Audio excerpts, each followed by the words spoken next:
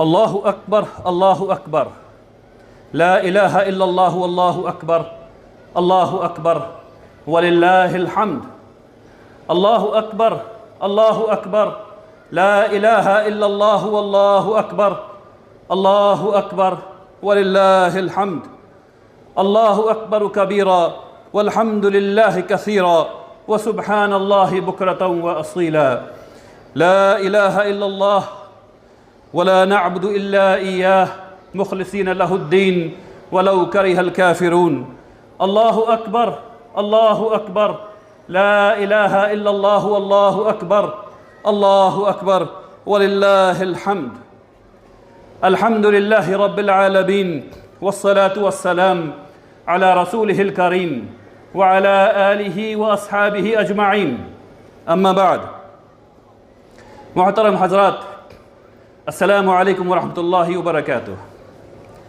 عید سعید، عید مبارک، کل عام وانتم بخیر۔ آپ سبھی حضرات کو عید کی بہت بہت مبارکباد۔ الحمدللہ رب العالمین، اللہ تبارک و تعالیٰ نے ہم تمام حضرات کو ایک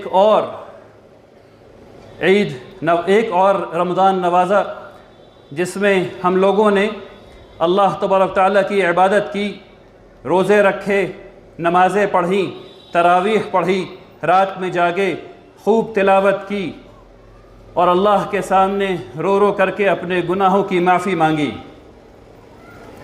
اللہ کا یہ شکر ہے کہ اللہ تبارک و تعالیٰ نے ہمیں یہ اعمال سکھائے جس طرح سے اس نے آدم علیہ السلام کو توبہ کرنا سکھایا۔ سبحان اللہ و بحمدہ سبحان اللہ العظیم۔ اللہ کا یہ احسان ہے کہ اس نے ہمیں یہ سکھایا تاکہ ہم اس کی رضا حاصل کر سکیں۔ اس دنیا میں ہمارا مقصد اللہ سبحانہ و تعالیٰ کی رضا ہے، اس کے علاوہ کچھ نہیں۔ اللہ کی رضا اگر مل گئی تو آنے والی دنیا ہماری ہے، آنے والا وقت ہمارا ہے، لیکن اللہ کی رضا نہیں ملی تو صرف خسارہ ہی خسارہ ہے۔ الحمدللہ کہ اللہ نے ایک موقع دیا اور ہم سب لوگوں نے اس سے پورا فائدہ اٹھایا۔ اللہ سے دعا ہے، ہمیں اللہ سے اچھی امیدیں ہیں، توقعات ہیں کہ اللہ تبارک تعالیٰ نے ہماری عبادتوں کو، ہماری ریاضتوں کو قبول فرمایا ہوگا۔ آمین یا رب العالمین۔ مجھے آپ سے 3-4 موضوعات کے بارے میں مختصراً گفتگو کرنی ہے، اور پھر انشاءاللہ کبھی موقع رہا تو اور تفصیل سے گفتگو بھی کروں گا۔ میں آپ کے سامنے اللہ تبارک تعالیٰ نے جس طرح قرآن میں انسان کی تخلیق کا واقعہ بیان کیا ہے وہ آپ کے سامنے بیان کرنا چاہتا ہوں، تاکہ آپ لوگوں کو، مجھے اور آپ لوگوں کو یہ پھر دوبارہ یاد ہو سکے کہ اللہ تبارک تعالیٰ نے اس دنیا کو بنایا، اور پھر جب ہمیں بنایا تو ہماری کیا ذمہ داریاں اس دنیا میں دیں، ہم لوگ کس لیے پیدا کیے گئے، اور اس دنیا میں کس کس حصے پہ ہمیں بھیجا گیا، اور ہم اس دنیا کو، یعنی مسلمان اس دنیا کو کیسے دیکھتے ہیں، ہمارا نقطہ نظر کیا ہے۔ اللہ تبارک تعالیٰ قرآن میں فرماتے ہیں کہ جب اللہ تبارک تعالیٰ نے تمام انسانوں کو بنا لیا، ہماری ارواح کو بنا لیا، اور اس کے بعد اس میں عقل دے دی اور اس کو ہوش میں لے آئے، وہ لوگ جو اس دنیا میں ذہنی طور سے کمزور ہیں، جب اللہ تبارک تعالیٰ نے ایسا کیا تو اس وقت وہ پورے ہوش حواس میں تھے، اور پھر اللہ تبارک تعالیٰ نے ان سے پوچھا الست بربکم، کیا میں تمہارا رب نہیں؟ تو ہم سب نے، یعنی میں نے، آپ نے، مائیکل صاحب نے، جانسن صاحب نے، آدتیہ صاحب نے، اپادھیائے جی نے، تمام لوگوں نے، تمام انسانیت نے کہا بلا یا رب، آپ ہی ہمارے رب ہیں۔ اور پھر اللہ تبارک تعالیٰ نے دنیا بنائی اور آسمان و زمین بنائے اور پہاڑ بنایا، اور پھر اللہ تبارک تعالیٰ نے امانت دنیا کے سامنے رکھا، آسمانوں کے سامنے رکھا اور پہاڑوں کے سامنے رکھا، اور کہا کہ کیا تمہیں یہ امانت قبول ہے؟ کیا تم اس امانت کی پاسداری کرو گے؟ یہ تینوں چیز ڈر گئے، ان کے دل ہل گئے۔ اب ہمیں پتہ نہیں کہ یہ کیسے ڈرے، ان کی سمجھ میں کیسے آیا، لیکن اللہ نے قرآن میں لکھا ہے کہ ایسا ہوا تو ہوا، اور انہوں نے اس امانت کو لینے سے انکار کر دیا، اور ہم سب موجود تھے. اللہ تبارک تعالیٰ نے ہم سے پوچھا کیا تم اس امانت کو لوگے؟ غالباً ہم لوگوں کو بہت اچھا لگ رہا ہوگا اس وقت. ہم لوگوں نے اس امانت کو قبول کر لیا. اللہ تبارک تعالیٰ نے قرآن میں فرمایا کہ تم ظالم تھے اور تم جاہل تھے، تمہیں پتہ نہیں تھا کہ تم کیا لے رہے ہو. بہرحال ہم لوگوں نے اس امانت کو لے لیا. اب میں آگے آپ سے بتاؤں گا کہ یہ امانت کیا تھی. پھر اللہ تبارک تعالیٰ نے آدم علیہ السلام کو علم سے نوازا، اور نوازنے کے بعد یعنی انہیں اللہ تبارک تعالیٰ نے تمام کلمات سکھائے جو اس دنیا میں ہو سکتے ہیں. تمام کلمات، قرآن میں آیت ہے اسماء کلھا، تمام اسماء سکھا دیے. اس کا مطلب یہ ہے کہ اللہ تبارک تعالیٰ نے انسانوں کے دلوں میں اور انسانوں کے عقل میں علم پوشیدہ کر دیا. اب ہمیں اس کو ڈھونڈنا ہے. اسی کو ڈسکوری کہتے ہیں. سائنس کی زبان میں نالج کی ڈسکوری، جس پر نوبل پرائز ملتا ہے، وہ یہی ہے. اس لیے مسلمانوں کا ایک فرض یہ بھی ہے کہ وہ تعلیم حاصل کریں، نئی چیزوں کو ڈھونڈیں جو اللہ تبارک تعالیٰ نے اس دنیا میں بنا دی ہیں. اللہ تبارک تعالیٰ نے قرآن میں کہا افلا یتدبرون، کیا تم تدبر نہیں کرتے؟ افلا تعقلون، کیا تم عقل سے کام نہیں لیتے؟ تو ہمیں اور ہماری اور آپ کی پہلی ذمہ داریوں میں یہ بھی ہے کہ ہم لوگ علم حاصل کریں اور نئی چیزوں کو ڈھونڈ کر کے نکالیں، وہ چیز جو اللہ تبارک تعالیٰ نے ہمارے سینوں میں پوشیدہ کر دی ہیں. اسی طرح چیزیں ملا کرتی ہیں. اس کے بعد اللہ تبارک تعالیٰ نے فرشتوں کو جمع کیا اور ان سے کہا انی جاعل فی الارض خلیفہ، میں دنیا میں خلیفہ بھیجنے والا ہوں، خلافت قائم کرنے والا ہوں. اچھا، یہ چیز پوری انسانیت کے لیے ہے. تمام انسانوں کو دنیا کی خلافت عطا کی گئی. اس کا کیا مطلب ہے؟ اس کا مطلب یہ ہے کہ یہ دنیا جس کو ہمیں دی گئی یہ امانت ہے، یہ مسئولیت ہے، یہ ذمہ داری ہے، اس کی دیکھ ریکھ ذمہ داری ہے. یہاں امن ہو، امان ہو، عدل ہو، انصاف ہو، یہ کرنا ہے. اچھا، یہ کرنا کیسے ہے؟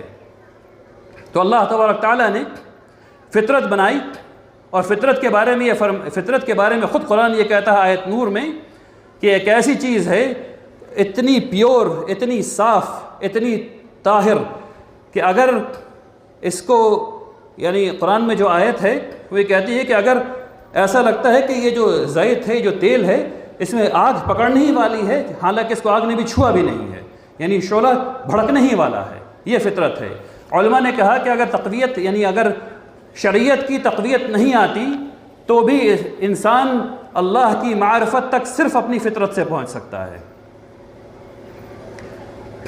تو اللہ تبارک تعالیٰ نے اس کے بعد شریعت بھیجی.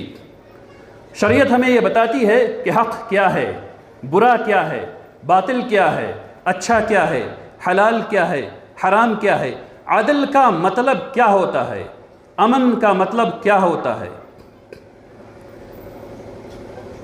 یہ ہے وہ فکر جو مسلمانوں کی فکر ہے. اب اس کو اس طرح سمجھیے کہ اللہ تبارک تعالیٰ نے اس پوری دنیا میں انسانوں کی خلافت دی تاکہ انسان عدل، انصاف، امن کے ساتھ رہ کر کے اللہ کی رضا حاصل کر سکیں. کچھ انسان اپنا راستہ بھٹک گئے تو اللہ تبارک تعالیٰ نے ایک شریعت اتاری، پھر بھٹک گئے تو اللہ نے دوسری شریعت اتاری، پھر تیسری، پھر چوتھی، یہاں تک کہ محمد الرسول اللہ صلی اللہ علیہ وسلم پر قرآن نازل کیا، اور یہ آخری شریعت اللہ تبارک تعالیٰ نے بھیجی. اب ہمیں یہ ہماری ذمہ داری ہے، کیونکہ یہ علم ہمارے پاس ہے، ہم اس کو پڑھ رہے ہیں، ہم جانتے ہیں، اس لیے یہ اولین ہماری ذمہ داری ہے کہ ہم اس میسج کو، اس بات کو دوسرے لوگوں تک پہنچائیں، ان کو اپنی ذمہ داری کا احساس دلائیں.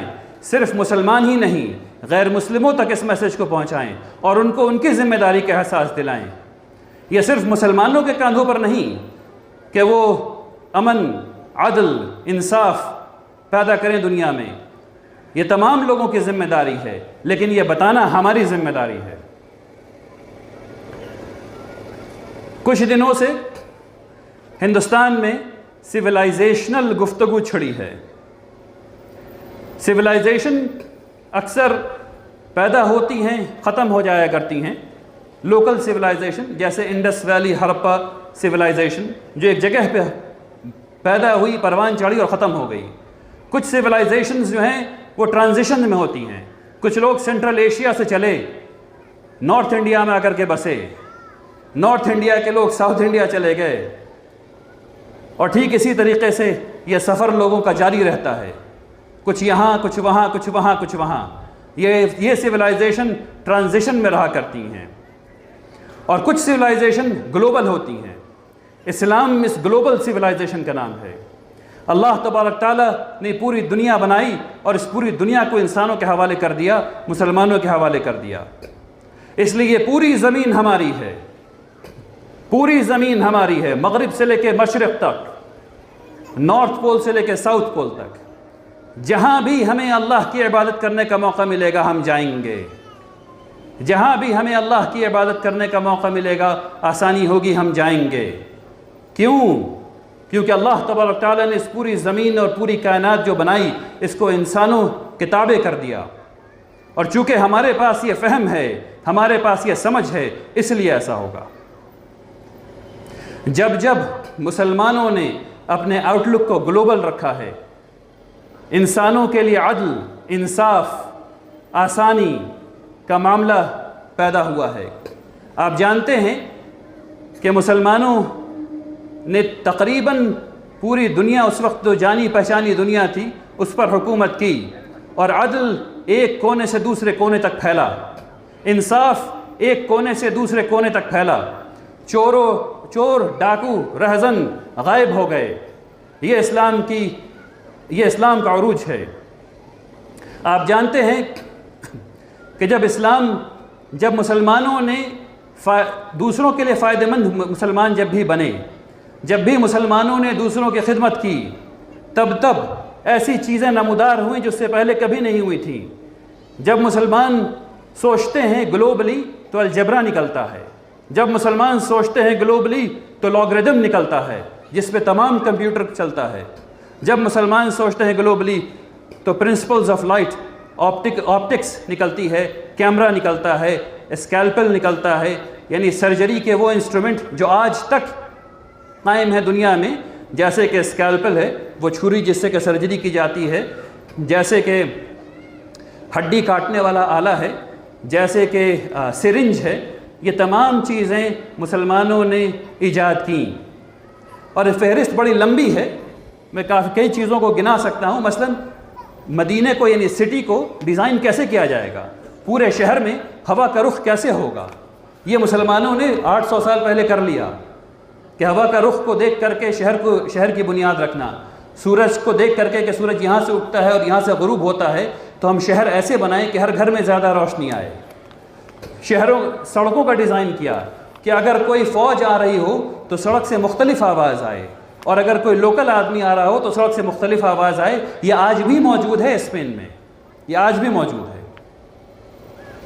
ठीक उसी तरीके से यानी हिसाब हो, जोग्राफिया हो, चांद हो, सितारे हों, इनकी तालीम हो, खूब तालीम हासिल की, जिससे दुनिया में एडवांसमेंट बहुत तेज़ी से हुआ।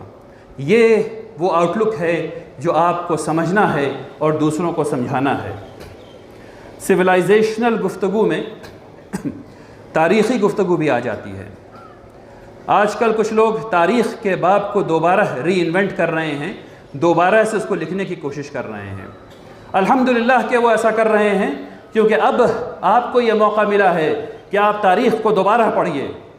जिन किताबों को आप पढ़ रहे थे उसमें जो तारीख़ लिखी हुई है वो यकीनन मुसलमानों की मुकम्मल तारीख़ नहीं है। अब आपको वापस जाना चाहिए और तारीख़ को पढ़ना चाहिए, ताकि आप लोगों को हकीकत बता सकें कि हिंदुस्तान में जब मुसलमान आए तो कैसा अदल आया। मैंने इब्न बतूता की कहानी पढ़ी है कि वो किस तरह हिंदुस्तान आए, और दिल्ली में इब्न बतूता आकर के 5 साल उन्होंने गवर्नरी की। अगर आप उनकी दास्तान पढ़ेंगे तो आपको पता चलेगा कि उस वक्त मुग़लिया सल्तनत में किस तरह का अदल था। कोई तिनका इधर से उधर नहीं होता था, कोई मुआहदा गलत नहीं होता था।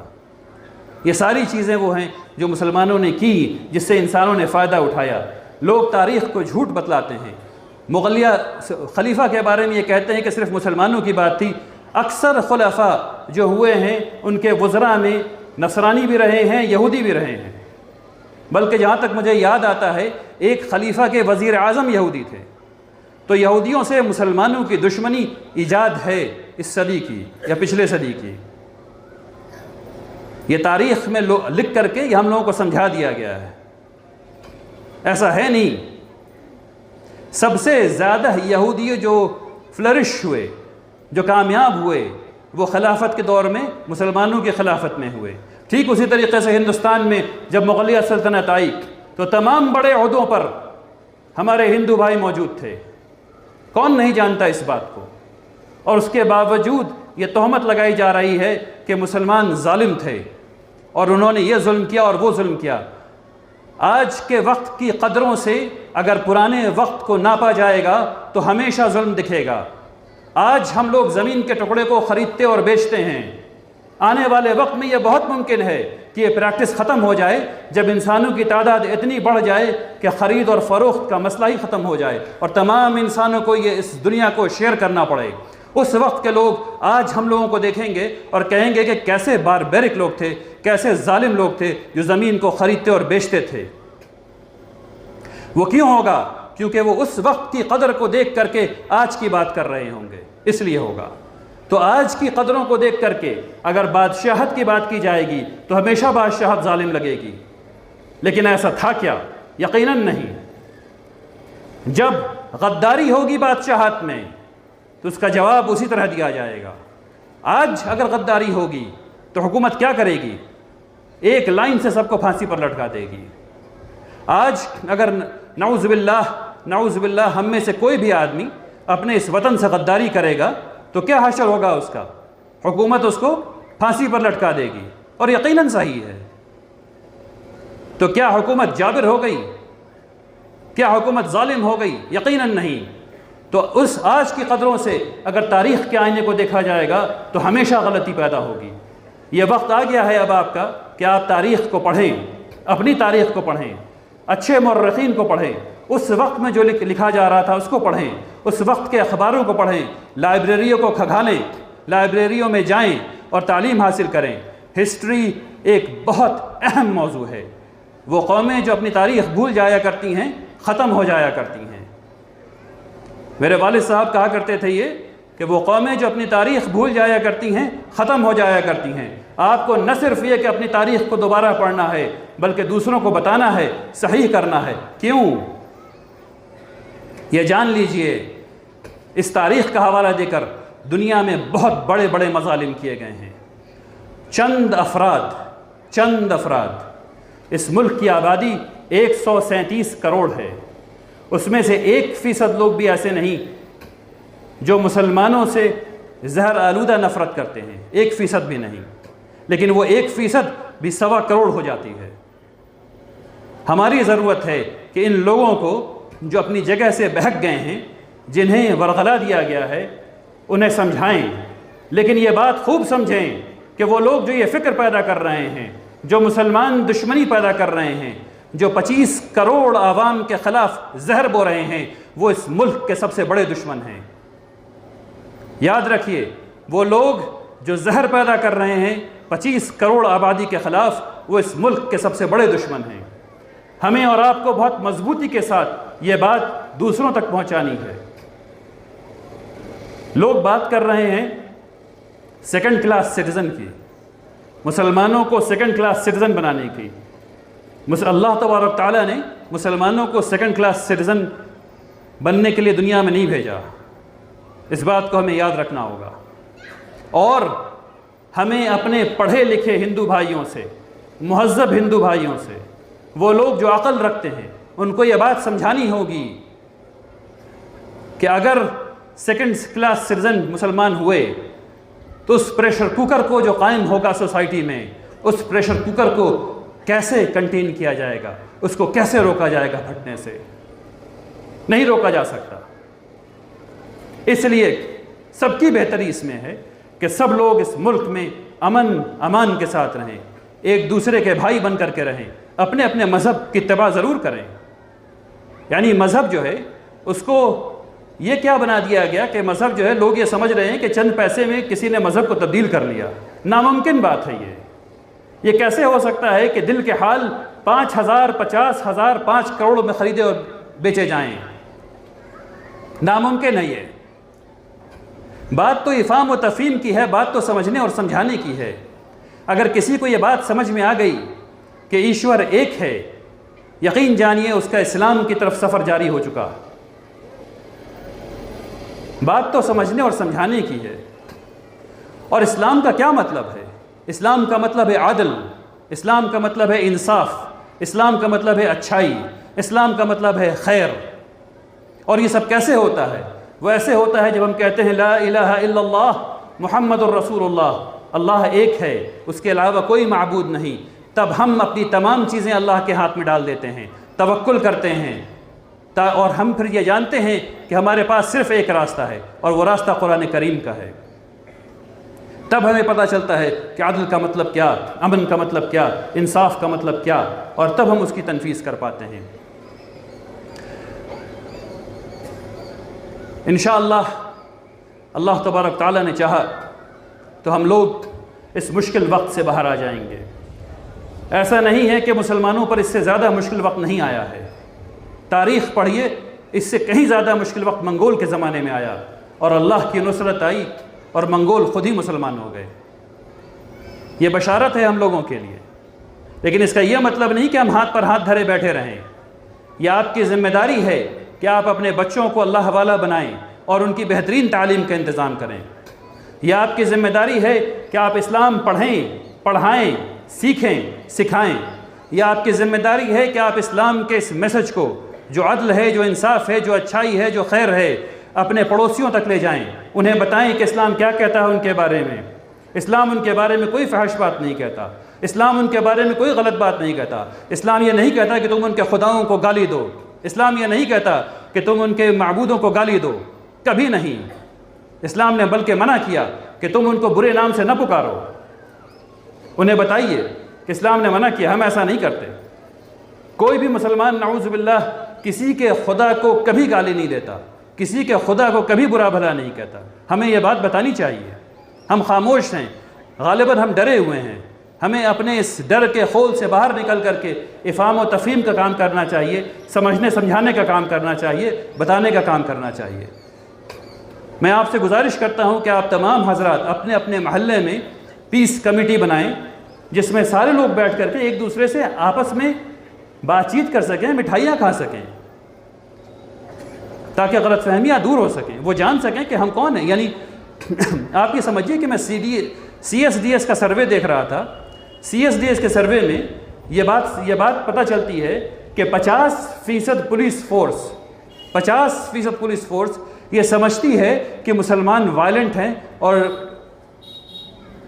غلط کام میں آگے رہتے ہیں۔ یہ پرسپشن ہے پولیس فورس کا ہمارے بارے میں۔ ہمیں آپ میں سے جتنے لوگ پولیس سے جان پہچان کے، یہ ڈیٹا ان کو دیجئے، انہیں بتائیے کہ آپ لوگ ایسا سمجھتے ہیں، آپ لوگ غلط سمجھتے ہیں۔ اور صرف سمجھنے کی بات نہیں ہے، کر کے دکھائیے انشاءاللہ۔ ٹھیک، اللہ تبارک تعالیٰ ہم لوگوں کو اپنی ہدایت میں رکھے، اللہ تبارک تعالیٰ ہم لوگوں پر رحم فرمائے، اللہ تبارک تعالیٰ ہم لوگوں کی عزت اور آبرو کی حفاظت فرمائے، اللہ تبارک تعالیٰ ہم لوگوں میں جرت عطا فرمائے، اللہ تبارک تعالیٰ ہم لوگوں کو بزدلوں میں نہ بنائے۔ آمین۔ ربنا تقبل منا انک انت السمیع